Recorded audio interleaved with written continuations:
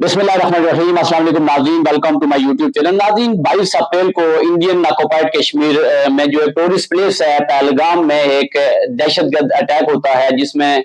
जो 26 लोग हैं वो मारे जाते हैं। इसके अलावा जो मुतअद्दिद जो है वो जख्मी हो जाते हैं। तो नाज़रीन, इस वक़ूए के बाद, इस हमले के बाद जो है वो इंडिया ने फौरी तौर पे जो है वो पाकिस्तान पे इल्ज़ाम आयद किया है कि ये पाकिस्तान जो है वो इस अटैक के पीछे है और पाकिस्तान जो है वो इसमें मुलव्वस है। तो नाज़रीन, जबकि पाकिस्तान ने जो है वो अपने इस रद्द अमल में जो है वो इस इल्ज़ाम को यकसर मुस्तरद किया है और जबकि इंडियन जो जारियत है वो इस पे जो है वो बरकरार है और इंडिया ने इस वक़ूए के बाद फौरी तौर पे जो सिंध तास माहिदा था उसको खत्म कर दिया। फिर उसके बाद जो इंडिया के अंदर जो पाकिस्तानी शहरी थे जो वीजे के ऊपर गए हुए थे उनको जो है वो 48 घंटे के अंदर जो है वो इंडिया छोड़ने का हुक्म दिया है। तो नाज़रीन, जबकि ये जो वक़ूआ है इसकी जो जिम्मेदारी है एक जो कश्मीर की ऑर्गेनाइजेशन है उसने ये कबूल किया है और उसका जो बुनियादी मौक़िफ़ है वो ये है कि वो कश्मीर के अंदर जो अब्दियाती निज़ाम की तब्दीली है वो उसके खिलाफ है और इस वजह से जो है वो उन्होंने ये हमला किया है। तो नाज़रीन, जब इस तरह की सूरत हाल दो आम ममालिक के दरमियान हो उसको तो इग्नोर किया जा सकता है, लेकिन जब दो एटॉमिक हथियार और एटॉमिक पावर रखने वाले ममालिक इस तरह की सूरत हाल में आमने सामने आ जाएंगे तो नाज़रीन ये बहुत ही खतरनाक सूरत हाल है। ना सिर्फ ये जनूबी एशिया के लिए खतरनाक है बल्कि पूरे रीजन के लिए जो है वो खतरनाक है, क्योंकि जो एटमी हथियार हैं वो बहुत ही मौलिक हैं। अगर उनका इस्तेमाल बेदरेग होता है तो ये इंसानियत की तबाही होगी। तो नाज़रीन, इस टाइम जो है वो बहुत ही कशीदा सूरत हाल है बॉर्डर्स के ऊपर और बयानात की हद तक जो इंडियन मिनिस्टर्स हैं, इंडियन जो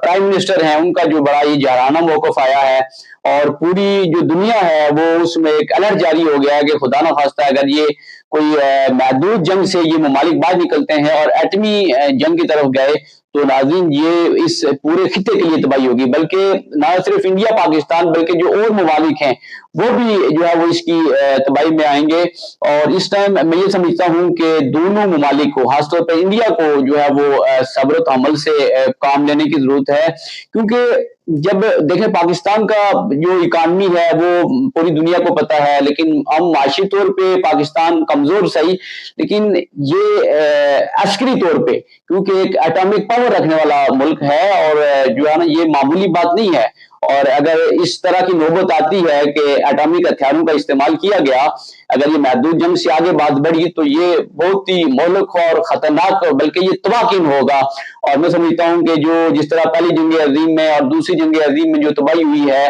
और अभी तक उसके असरात जो है वो दुनिया के अंदर बाकी हैं और दुनिया जो इंसान है वो उस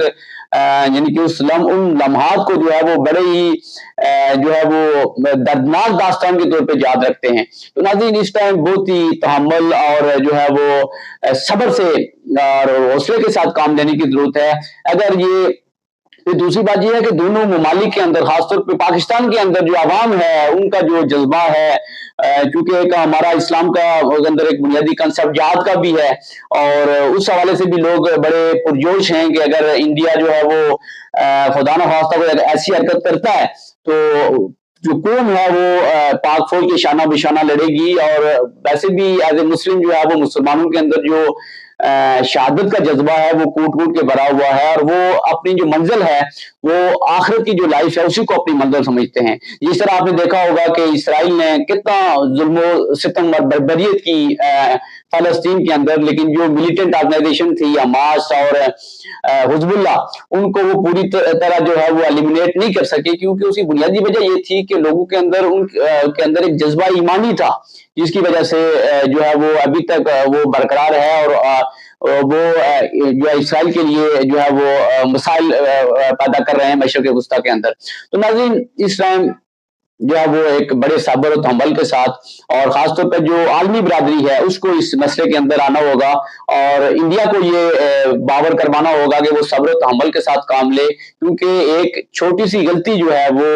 बहुत बड़ी जो है वो तबाही का सबब बन सकती है। ये कोई थ्रेट नहीं है बल्कि ये एक रियलिटी है اور دنیا اس چیز کی گواہ ہے، اور جو لوگ تاریخ کو جانتے ہیں یا تاریخ کا مطالعہ رکھتے ہیں ان کو جو ہے وہ یہ چیز اچھی طرح معلوم ہے کہ اس طرح کے ہتھیار کا استعمال جب ہوتا ہے یا اگر کیا گیا تو اس کی کتنا تباکن ہوگا، اور اس سے جو ہے وہ اس خطے کے اندر جو ہے وہ کتنے مسائل اور جو ہے وہ لوگوں کی جانوں کا ضیاع ہوگا۔ بہت شکریہ۔ اگر ویڈیو